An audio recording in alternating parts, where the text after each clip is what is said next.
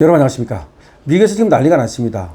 바이든이 말이죠, 치매였기 때문에 대통령직을 국정 운영을 할 수가 없었다는 겁니다. 그래서 오토펜 자동 서명기를 이용해서 서명을 하고 사실상 대리 국정 운영이 이루어졌다는 의혹입니다. 이 의혹이 일파만파로 퍼지고 있습니다. 사실상 말이죠, 바이든이 트럼프와 다시 또 대선에 붙었을 때도 바이든이 너무 그 치매 증상을 보였기 때문에 결국은 하리스를 바꾼 거 아닙니까? 그런데 치매 증상을 보인 것이 그때가 아니라는 겁니다. 그 전부터라는 겁니다. 그래서 이 바이든의 후반기는 말이죠, 사실상 대리 국정 운영이 이루어졌다는 의혹이 일고 있는 겁니다. 근데 이건 말이 안 되는 것이, 너무나 위험한 것이 말이죠, 전쟁이 난다든지 했을 때 그 전쟁 명령, 전시 작전 명령 등 이런 것들이 어떻게 다른 사람에 의해서, 대통령이 아닌, 이루어질 수 있냐는 거죠.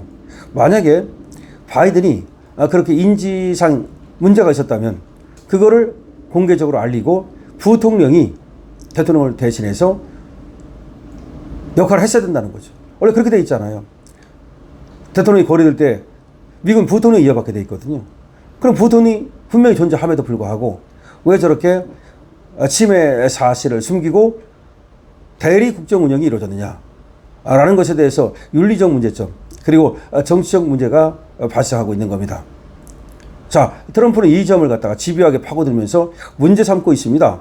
이거 다 사실상 법적 처벌을 받을 수 있는 그런 상황이라는 겁니다. 자, 그래서 말이죠, 지금 이에 대한 보도가 나오고 있는데요. 대통령은 없다. 대통령 없었다는 겁니다. 바이든 치매였다. 그런데 조직적으로 은폐했다는 겁니다. 근데 좌파 민주당 권력사령부가 권력을 행사했다는 겁니다. 지금 트럼프는 말이죠, 오바마에 대한 체포를 시사하고 있습니다. 오바마가 좌파의 사령탑 역할을 하면서 사실상 부정선거에 개입된 것이 아니냐라는 얘기가 나오고 있는데, 그뿐만 아니라 지금 좌파 민주당 권력들이 지금 바이든 대신에 이 대통령 역할을 한 거 아니냐, 그게 누구냐, 이런 얘기가 나오고 있습니다. 2025년 7월 현재 미국 정가에서는 조 바이든 대통령의 건강 상태, 그리고 누가 실제 국정을 운영했는지 논란이 거세게 일고 있습니다. 일부 공화당 의원들과 언론에서는 말이죠, 대통령 없는 백악관이었다, 국정 운영이 중단되었었다, 사실상 말이죠. 그런데 오토펜으로 반복적으로 서명을 하면서 대리 국정 운영이 이루어졌다, 치매 은폐했다. 주치의가 말이죠, 이 치매를 은폐하고 나서는 이제 와가지고 묵비권을 행사하면서 당시의 상황을 갖다가 얘기하기를 거부하고 있다. 그런데 이 바이든이 치매라고 하는 사실은 2024년 대선 이후부터 본격적으로 이미 여러 차례 제기가 되어 왔다는 겁니다. 연설 도중에 단어를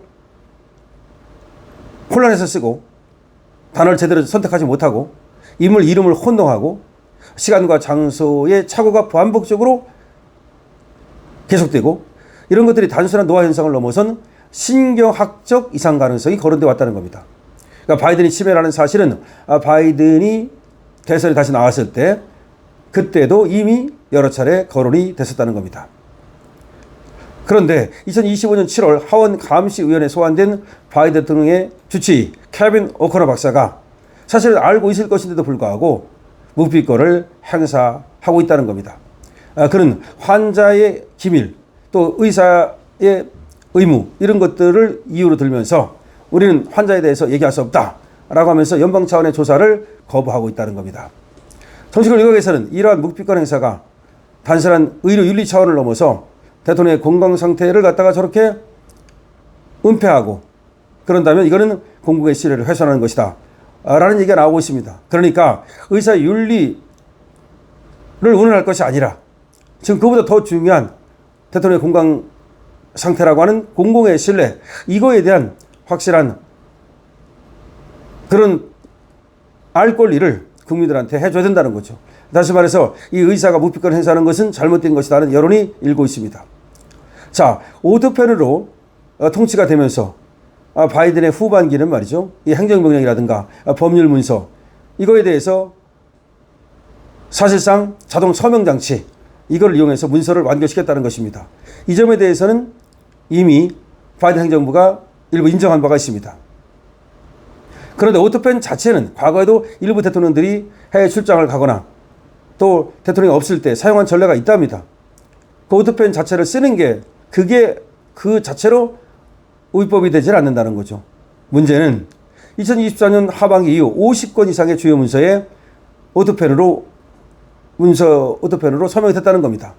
그런데 이 가운데는 말이죠. 전시명령, 국방예산안, 우크라이나 관련 지원, 에너지 정책 등 중요한 행정명령 등이 많이 포함되어 있다는 겁니다.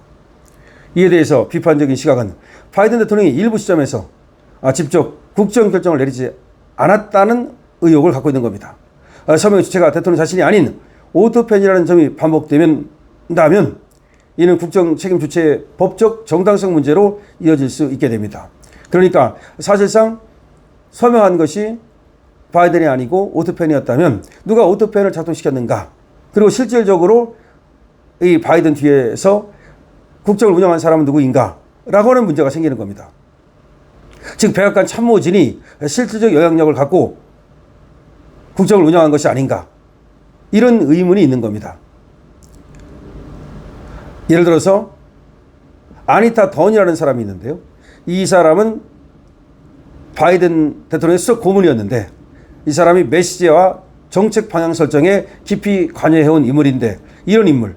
그 다음에 제이크 설리번이라는 인물이 있는데 국가안보보좌관으로 지냈던 인물이죠. 이런 인물이 바로 정책의 핵심 전략가였다는 점에서 주요 외교 현안의 결정 이런 것들을 제이크 설리번이 했을 가능성도 있다는 거죠. 안소니 버널 이 사람은 또 퍼스트레이디 질 바이든 여사 측 인사인데 이 사람도 대통령 일정과 회의 접근을 조율하는 역할을 맡아온 것으로 전해지기 때문에 이런 사람도 역시 그림자처럼 말이죠. 바이든 역할을 했을 가능성이 있다는 겁니다. 그러니까 금방 말씀드린 바이든의 수석검은 아니타 던, 그 다음에 국가안보보좌관 제이크 설리번, 그리고 질 바이든 여사의 측근으로 알려져 있는 안소니 버널 이런 사람들이 사실상 바이든이 인지 능력이 없는 상태에서 국정을 주무른 것이 아니냐 이런 얘기도 나옵니다. 질 바이든 여사 역시 질 바이든 여사가 혹시 적극적으로 개입한 것은 아닌가라고 하는 의혹도 있습니다. 카멀라 해리스 부통령이 무슨 역할을 했냐 이것도 중요합니다. 사실은 부통령이 그러면 그런 경우에 역할을 해야 되는데 카멀라 해리스 부통령은 권력구조에서 오히려 배제되었던 것은 아닌가 아니면 의도적으로 후퇴한 것은 아닌가 라는 얘기가 나오고 있습니다. 그러니까 카멀라 해리스가 바이든이 치매라면 자기가 직접 나서서 앞으로 나서서 해야 되는데 의도적으로 뒤로 물러서 있었거나 아니면 뭔가 배제되어 있었다는 얘기가 나옵니다. 이거는 상당히 문제가 있는 거죠. 그래서 결과적으로 지금 조 바이든의 건강 상태가 나쁜 틈을 타서 오토펜을 이용한 국정 운영이 있었다. 이거는 청와대 참모, 백악관 참모가 결국은 국정을 운영한 것이 아닌가라고 하는 의혹이 지금 터져나오고 있습니다.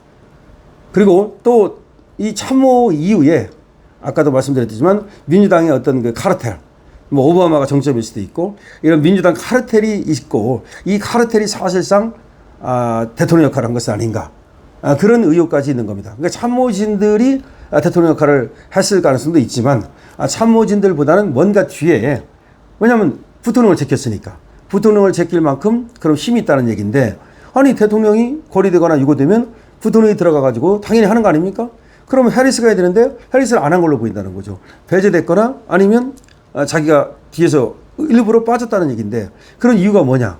자, 미국도 민주주의가 지금 고장났습니다. 바이든은 없었습니다. 바이든 대신에 누가 미국의 국정을 주물렀을까요? 강신을 피웁니다.